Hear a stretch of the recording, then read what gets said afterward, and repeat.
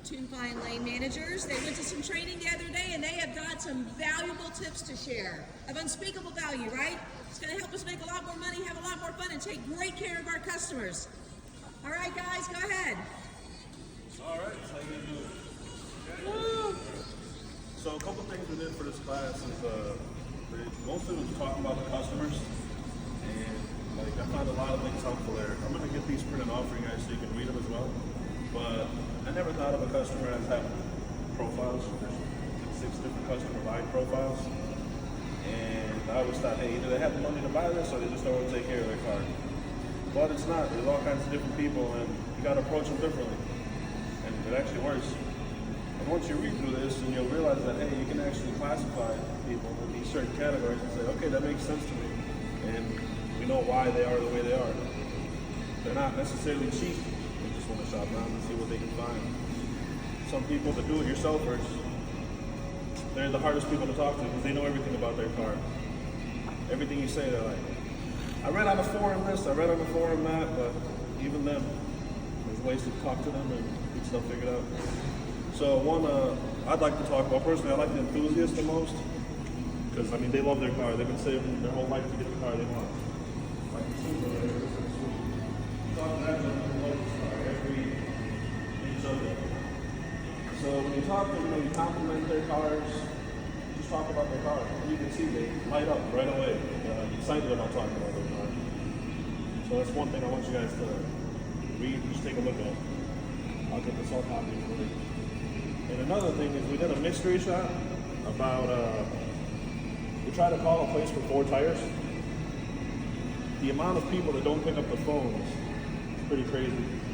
And I think about us, sometimes we don't pick up the phone, so it's kind of like self-reflective. Have you guys ever tried calling a place and nobody's picking up and you're trying to get a quote for something? Were you frustrated? A little bit. And it's simple just picking up the phone and saying hello. Goes a long way. Going off these buying profiles, just like admin said, it really does work. They also talked about social profiles for people. So there's 4 of those. You have an expressor, a driver, a collaborator, and an analyzer. So if you can match their social style with their buyer profile, you know how to talk to that person, you have a lot more opportunity to sell different services, have a lot more success. So when admin or I get these copied, we'll give them all out to you guys so you can kind of learn about these. And as soon as you learn about them, you'll be able to quickly match the profiles and social styles to each person. That was the best thing I think I pulled out of the class, and I really enjoyed it. I think another thing that I found interesting and kind of matches up with this stuff, but instructor said, well, he asked us if we've ever heard treat people the way you want to be treated, which everyone's heard that, but he said, don't look at it that way, but look at it in the way of treat people how they want to be treated.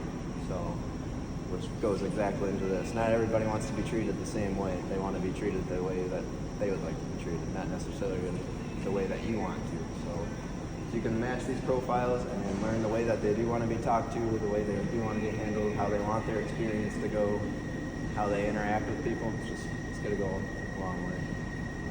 Is there a profile that you guys talked about in class that really touches on like the primary clients that we get in our dealership? Is there 1 or 2 that like really stood out that you could really relate to and felt like, wow, if we could really get in touch with these customers' profiles, what a difference it would make in our business? As far as the buying profiles, yeah. They said the commodity customer. Commodity customer? Which is a type of buyer profile. And then I think it was a value seeker. What's the other one? Value seeker.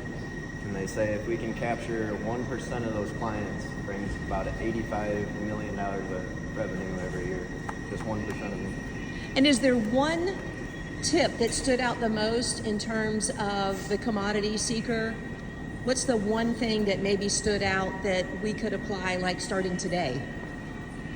Well, the value seeker, they're someone who doesn't know anything about their car for the most part, and they get very stressed and a lot of anxiety when they come across maintenance needs. That we can all relate to dealing with that type of customer, right? Yep. So they like to have their hand held.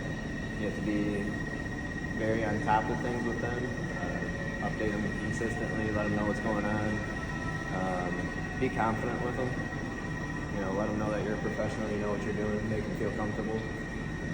You have to hold their hand through the process, but that's probably the best way to handle a value seeker. Just be very confident, very detailed. Because they're insecure, right? Correct. This is an uncomfortable area for them. They come in, they don't know about their car. There's that stigma of a dealership and trust and all of that. And automatically, maybe we're going to try and upsell. And really, our job is not to upsell, right? It's to present. What's the needs of the car? What is the purpose of that relationship with the customer in the car? What's their end goal? Are they going to keep it for a long time? Is it a lease? Is it a 3-year thing? All of those things come into play, and just asking a couple of questions like during your walk-around process, you could uncover what all of that is, and then you can kind of take a better approach, a different approach on what your recommendations are going to look like for the customer and make them feel comfortable. Reassure them that you're going to update them throughout the process. And whatever you promise them, say if you tell them, I'm going to update you in about 30 minutes if they're waiting, make sure you do that. You know, within 5 minutes of the promise that you make. Everybody understands we get busy, but following through on the promises that we make will make all the difference in the world. And if you read some of the CSI comments that we get, one of the things is communication. And that really what that boils down to is updates. Make sure we update our customers. Let them know the form of communication that you're going to be using. I'm going to text you. I'm going to email you. I'm going to call you. Find out what works for the customer. What is their preferred method? Some people are going to want to be touched. You know, they don't want to text. They're not going to be expecting that. But if you don't kind of tell them what it's going to look like, then they're surprised and they're not able to follow along, right? So it's like playing a game you don't know the rules to. So take that time and share with them exactly what you're going to do, and I think the outcome is going to be amazing. Me as well. All right, guys. You guys have any questions? Go, Brock. Yeah, I got 2 questions. What is our CSI right now? That's 1. And then 2, can we talk about not all taking breaks at the same time? Just because I've had it this week where it's been just me or Blake or just me and Sanaya. And sometimes at 1, 2, or 3 o'clock, it gets very busy where we need more than 2 express advisors. Absolutely. We will put a schedule together and get all that dialed in, and everybody will be on the same page. Okay. Good point. I think it's 449.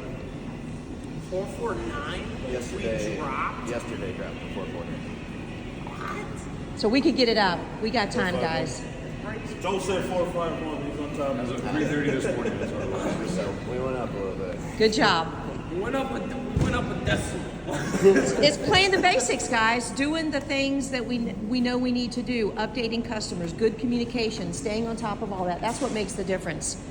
Another simple thing. When you greet them, smile. When you greet, you gotta smile. When you greet your friend, do you smile?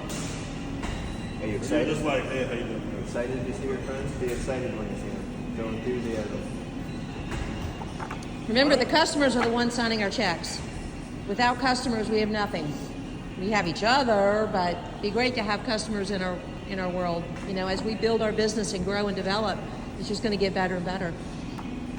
Thank you so much, guys. You guys did a fantastic job. Let's have an awesome day, everyone, okay? Yeah.